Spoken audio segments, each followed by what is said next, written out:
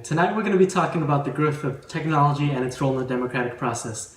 And we're going to show you how this man, I know the human being and fish can coexist peacefully, became our president, and coincidentally how this man Total control. Bing, bing, bong, bong, bing, bing, bing. and became our current commander-in-chief. Now first, let's talk about the growth of technology. Over the years, technology has grown at an incredible pace. Starting with the use of the radio in 1924, election between Coolidge and Davis, to the first presidential election ad on TV in 1952 for Eisenhower, to the first presidential debate on TV in 1960 between Kennedy and Nixon. The continued growth of technology has spread democracy across the nation. However, the growth of technology has led to the polarization of politics. Now first, let's talk about TV ads. This negative ad played for Lyndon B. Johnson against his opponent Barry Goldwater in 1964. 1, 2, 3, 4, 5, 7, 6, 8, 9, 10, 9, 8, 7, 6, 5, 4, 3, 2, 1, 0. These are the stakes to make a world in which all of God's children can live, or to go into the dark. We must either love each other or we must die. Vote for President Johnson on November 3rd. 2, 1 now. Other than revealing how pessimistic the 60s was, they really went to town messing with this little girl. Come on now, she can't even count to 10 properly. Don't confuse her by going backwards, you brutes! You brutes! Hashtag repeal Common Core 2017. Hashtag feminism. Smear campaign ads are commonplace today with the creation of super PACs that pour millions into negative publicity for opposing candidates, as well as spreading divisive information or blowing topics or positions way out of proportion. Other than ad campaigns, technology has evolved into an issue of public debate, none more famous than this. And people across the government knew that I used one device. Maybe it was because I am not the most technically capable person and wanted to make it as easy as possible. The ability to understand and be proficient with technology is an important skill for a president to have. None knew this better than this man right here. Donald Trump's ability to capture the attention of millions with his tweets made him the buzz of the 2016 election. When it comes to talking trash about other candidates, to saying that global warming was invented by China, to Govivi, which quite frankly sounds like the new French coffee brew at your local McDonald's cafe. Donald Trump's constant internet presence has given him not only screen time, but has also cultivated the growth of new internet communities like the alt-right. This brings us to our next topic, the development of radicalists and their increased popularity through new forms of media. Sensationalist news stories have been used to bait people into heavily biased and possibly false information. The internet has given these forums an outlet to advertise to more people, and more often than not, when someone is on one side of the aisle, they are very unlikely to go look at information on the other. On the Democratic side, there is www.ourfuture.org, and on the right, there is Breitbart.com. And my personal favorite, InfoWars with this man, Alex Jones. I'm a pioneer. I'm an explorer. I'm a human, and I'm coming. I'm animated. I'm alive. My heart's big. It's got hot blood going through it fast. I like to fight, too. I like to eat. I like to have children. I'm here. I got a life force. This is a human. This is what we look like. This is what we act like. This is what everybody was like before us. This is what I am. I'm a throwback. I'm here. I've got the fire of human liberty. I'm setting fires everywhere, and humans are turning on everywhere. Now, it is worth mentioning that this was made right after he lost the custody battle for his children with his divorced wife. And all I have to say is, can you blame them? News outlets like these have driven people to far sides of the aisle, and doing so has undermined our democratic process. Now people are not willing to communicate or even see what other evidence the other side has to put forth. Oftentimes these are seen as fake news, and as a result, they're completely written off as illegitimate by the other party. Now finally, let's talk about technology and elections themselves. Over some recent elections, technology has been blamed for their outcome. In the election of 2000, Al Gore famously lost to George W. Bush by a 0.009% margin. After the election, recounts conducted by various news media organizations continued a primary focus on ballots that machines read as not showing a vote. Bush would have won if certain recounting methods had been used, but that Gore might have won under other standards and scenarios. A small issue in ballot counting made this man, As yesterday's positive report card shows, children do learn. our 43rd president. The use of technology has proven to cause errors that delegitimize certain votes and victories. This poses a problem to the viability of democracy in the age of technology, and easier ways of including people are actually silencing them. Even scarier than machine malfunctions in elections is the idea that some outside force is influencing our election. The current Trump-Russia scandal has caused many in this country to not only question if our current president is secretly being mind-controlled by Putin, and the answer is, he just might be. But Putin's interview with Megyn Kelly raises some alarms both domestically and internationally. You had said for months that Russia had nothing to do with the interference of the American election, and then this week you floated the idea of patriotic hackers doing it. Why the change? Well, I hadn't said anything. It's just that French journalist asked me about those hackers. I told him the same thing I can tell you. Hackers can be anywhere. They can be in Russia, in Asia, even in America, Latin America. They can even be hackers, by the way, in the United States, who very skillfully and professionally shifted the blame, as we say, onto Russia. Can you imagine something like that? In the midst of a political battle, by some calculations, it was convenient for them to release this information, so they released it, citing Russia. Could you imagine something like that? I can. Vladimir, Vladdy Daddy, you are one evil son of a gun. Although that interview seemed particularly shifty, Putin has a point. Hackers can be anywhere in the world, and they pose a threat to democracy. Influencing elections, in fact, delegitimizes their results. None believe this more fervently than Hillary Clinton. But I was on the way to winning until the combination of Jim Comey's letter on October 28th and Russian WikiLeaks raised doubts in the minds of people who were inclined to vote for me but got scared off. And the evidence for that intervening event is, I think, compelling, persuasive. This also poses a threat. Having a candidate who is not willing to admit defeat, even if the election is under scandal, promotes tearing down our election process as it has been for the past 228 years. In addition, there's a growth in the phrase, "not my president." Unfortunately, he is still your president, and thanks to the writ of habeas corpus, the Trump campaign is innocent until proven guilty. So until there is damning evidence against the Trump campaign or evidence that completely vindicates him, democracy must go on, business as usual.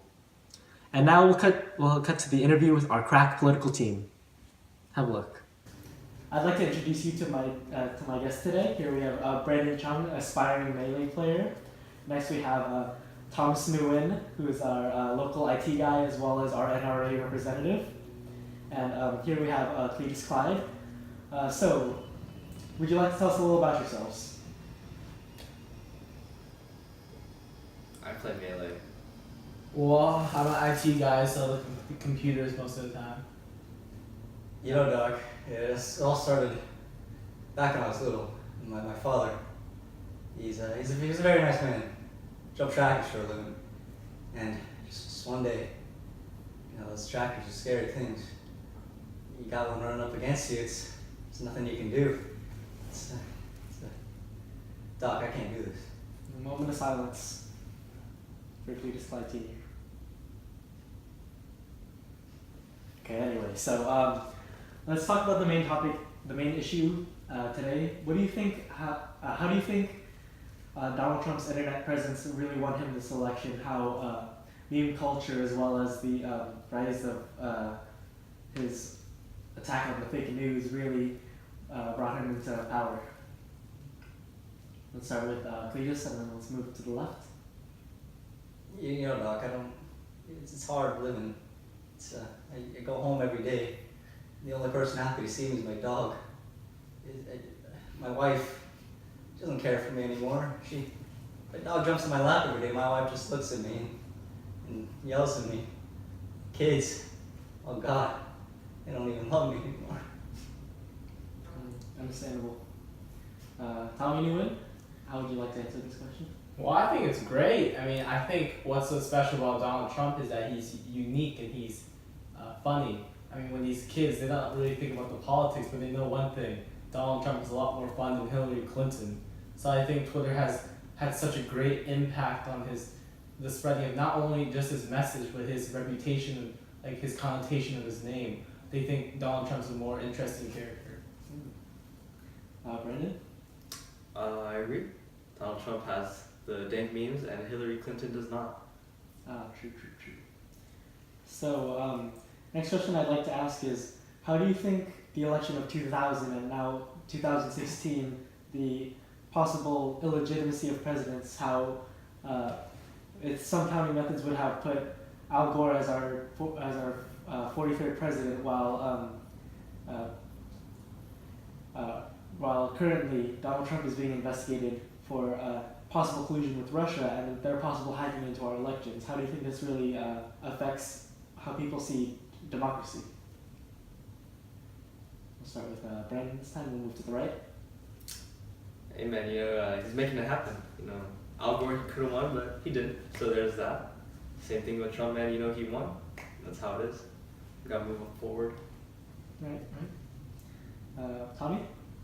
I think the fact that both presidents, George W. Bush and Donald Trump, were both minority presidents, and how George Bush was decided by the Supreme Court and Donald Trump was decided not by the popular vote but the electoral vote, makes democracy seem very divided right now. We live in a very polar world in America.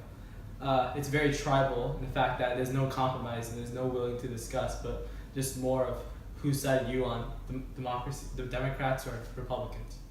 Cletus, would you like to lean in on this issue? Doc, I don't know anything about this Russia, but I'm afraid my wife's going to be rushing out that door any minute. I mean, God, I work all day and she's not happy with me. I don't know what to do, Doc. Can you help? I'm sorry, I'm not that kind of doctor. In fact, I'm not even a doctor in any sort of profession. What the hell am I here for?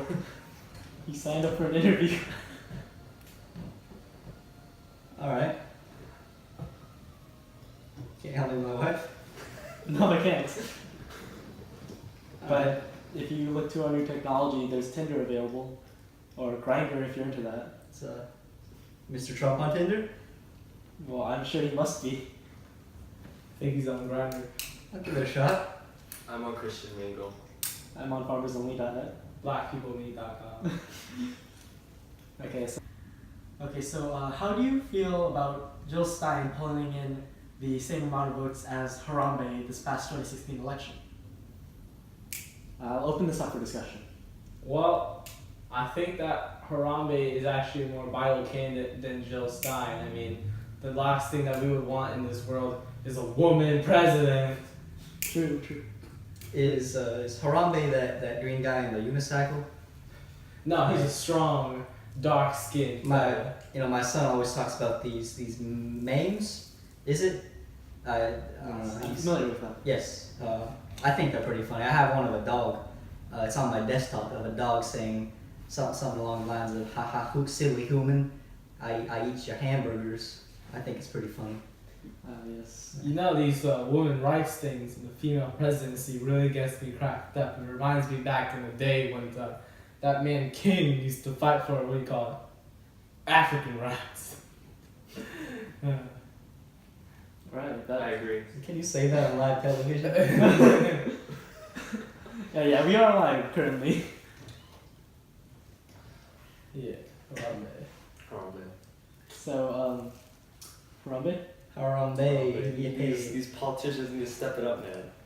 Yeah. How do you think that having a dead monkey, same amount of votes, 1.9% of the population, as an actual serious Green Party candidate? Man, whose fault is that? The woman or the monkey? You tell me. I don't know, man. I tell my kids to go out and vote when they're old enough, and I just think that whatever they do, as long as we're getting people voting, I think that's a good sign. But we can do a little better on that Harambe part. How do you feel about the, as you say, you want people to vote as long as they're voting, but how do you feel if you have a misinformed population voting? Who's to say it's misinformed? Well, that Give the people what they want. I think they got it right. I mean, just make sure it's a man and then vote for him. It's a male monkey. Okay, that's a male monkey. Okay. Those chairs are No, really go ahead. comfortable, aren't Okay, so how do you feel technology has really done harm or bettered our democratic process? As we see now, we have more people getting involved through electronic voting and then a faster spread of information, but also we have on the other side of the spectrum possible hackers from Russia or even within the United States who are messing with the election, as well as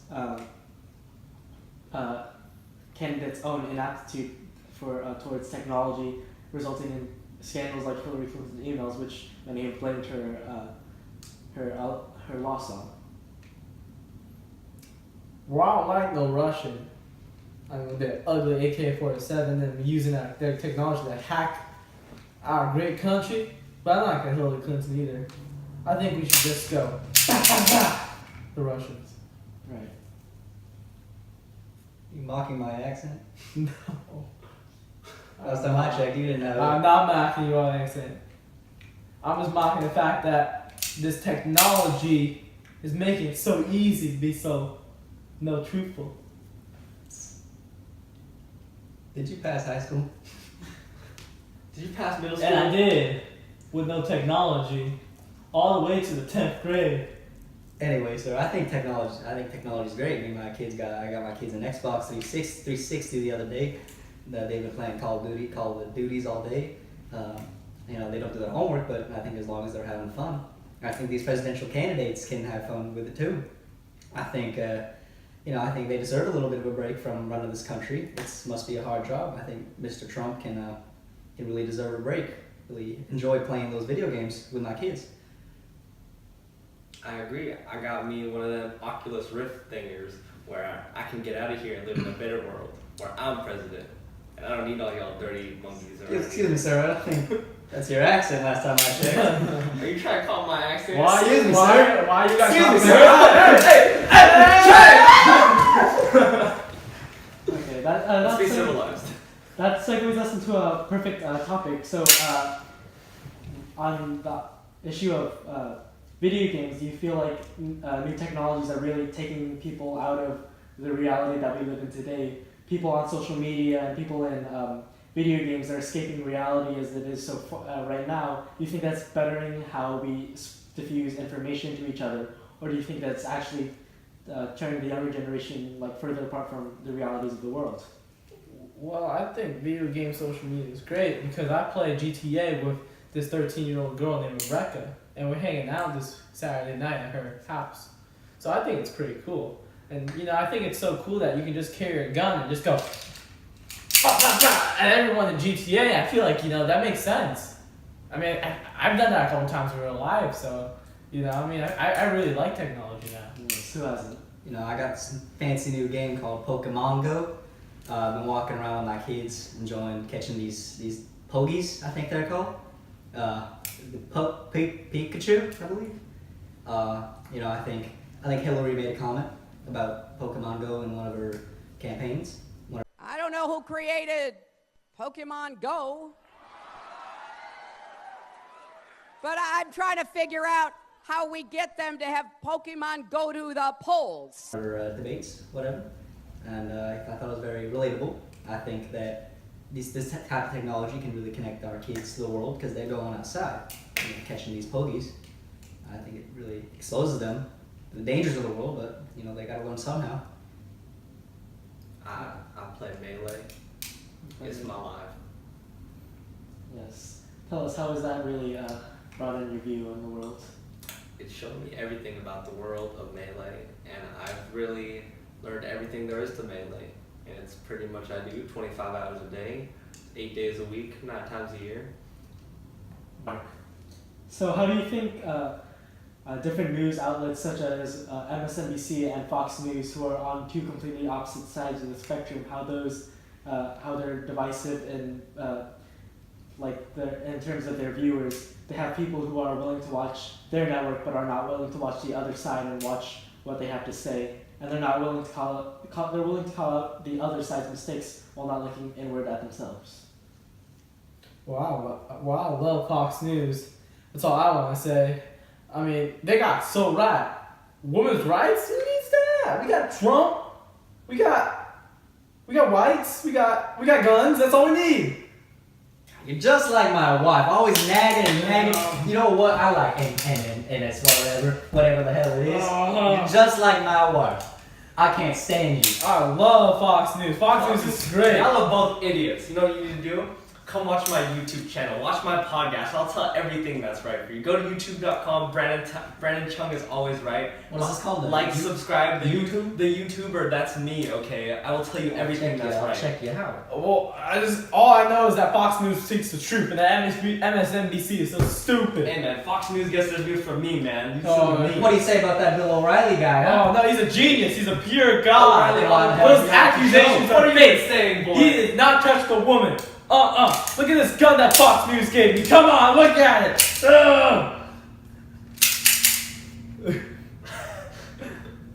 Yes. All right.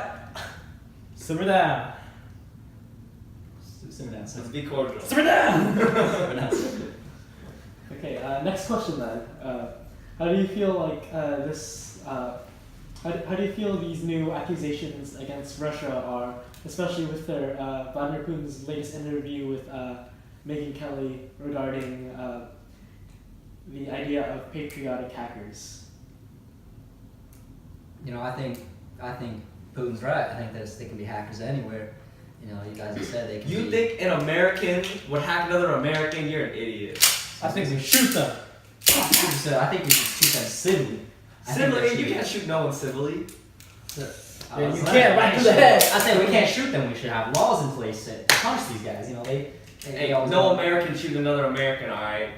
Boy, you listen to me. You ain't doing that around here. How do you think our country got through the Civil War? That's actually true. They weren't real Americans, alright? You listen here. Real Americans wouldn't do such a thing. Yeah, they were. Is Putin American?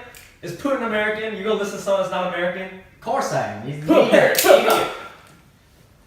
Maybe you're the hacker. Because you ain't real American. Excuse me, sir. You believe another hacker? I shoot him in the head. Hey, you should shoot him in the head. I did not. I did not have hacker. If I shoot him in the head and he's alive, he's a hacker. right now. I did not have sexual relations with that woman. I did not have sexual relations with that woman. Okay, so I know I haven't talked about this in the main piece, but in Watergate, how technology's been able to record events that have happened. How do you think that erasing candidates not being willing to put forth information like Nixon deleting some tapes during the Watergate scandal? How do you think those really affected our Americans' trust in the presidency and the idea of executive privilege? Well, I think these presidents, especially the men ones, of course, they should be able to say whatever they want because we elected them. And they're so good. Like that Donald Trump guy, he's amazing. He doesn't need to send out any tapes, but Hillary Clinton, those emails, oh my God. She's a traitor to this nation. I wish I could just go, bah, bah, bah. Excuse me, sir. What happened to the laws and treating people civilly? Yeah, but they're winning, so it doesn't matter. Doesn't matter. Doesn't matter. I mean, my wife could use a little good whipping. I can whip your wife if you want some help. What's that? I might have to take you up on that offer, but let me know. It's live TV, sorry. Yeah, I think we should simmer down. Yeah. Okay, so last question for this group debate, and then I'll ask you personally. Who do you think? Oh shit. Okay, stop because I forgot. I cut. All right, 3, 2, 1. You ran off the tree. I see you. 3, 2, 1. Mark. So how do you think the growth of niche news sites such as Infowars have really affected our democracy? How are they drawing people away from main parties? And is it really a danger to our democracy how people are finding new niche sort of exclusive news sites that really focus in on some issues and then totally blank out on the rest? I'm pulling up a source from my favorite news site, The Onion. Well, I think it's great because I have a couple where we only talk about guns. Not even the gun control, just about guns. We talk about guns, more guns, different type of guns. And then when some fool brings up, like, I don't know, like birth control and abortion, we just go, bah, bah, bah. Right, but how do you think that these news sites are really affecting the way people are seeing politics, and are they really taking these seriously anymore? Yo, I love these nude sites, man. Like, when these politicians show up on these nude sites, man. You know, excuse me, sir, I think he's talking about news. Yeah, nudes. News. I say nudes all the time. I love all these, like, the new hot daily news. They're like everywhere on the internet. My wife's been texting so much. What's her name? Don't worry about it. I don't know one thing, but people in my gun club don't know anything about politics. Excuse me, sir. I'd just like to talk a little about my favorite news site, The Onion. Here we got an article. Trump pours milk over a bowl of Skittles while settling into to watch Comey hearing. I think The Onion's a very great news site. My wife and I look at it all the time. I think news sites such as, you said, Nietzsche news sites, right? Nietzsche, that psychologist. Yeah, he's anyway. The Onion, you know, great source. Trump pours milk over a bowl of Skittles. I think it's very valuable in seeing who he is as a person. You know, like. Wait, so you and your wife look at Trump's nudes together? Sorry, I think we're talking about news. Yeah, the nude site. Yeah, I get it. Nude site. So it's Trump is the last person pouring milk over Skittles. Was he? Sorry, could you tell me what site this is? It's called what site is this? sorry, my bad. A serious question here. Was he nude in the White House? Exactly. That's why I had an article about that, and I mean, I'm open to all walks of life. I'm just saying I don't really prefer that kind of stuff. I'm sure this man is. I'll get that article later. But have you ever heard of au naturel? Au naturel. See, my wife does that all the time. How do guns play into au naturel? Au naturel. Guns. Truth. I like guns. Nude truth. Alright, we're gonna take a short break here. We'll be back with individual interviews in a second. How do you feel about the state of our nation, especially with possible hacks from Russia, or, as Vladimir Putin suggests, hacks from outside of Russia, such as Latin America or even within the United States? Well, I think this hack is ridiculous, you see, because I just put a steel box over my phone and no one can steal it. So, I mean, this hacking thing's, I guess, kind of scary because these waves come out of nowhere and they go into the phone, they intercept the waves out of the phone. It's just, I wish I could just get my gun, I could just go bam, bam, bam, but... I think this hacking whole shenanigan deal is a bunch of foolishness. There is no way someone could hack me or any of my accounts because I use like 2-3 different passwords, right? There's no way they could guess all 3 of them. That's just ridiculous. No hacker, if it's Russia or China or even an American one, is gonna get anywhere near my business. Right, and that password, I think on record we have here, I am a furry with no capitals, I am a furry with a capital I, and then we have I am a furry with a capital Y. Mm-hmm.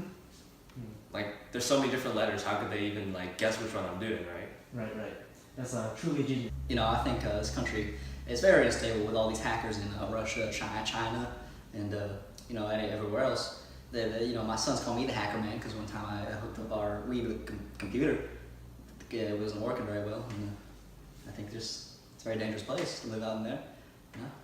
Yes, the Wii is truly a feat of our new generation, coming out with the Wii U soon. Yeah, indeed. Hopefully they can master. Gotta sell another cow to get it, but yes. Life.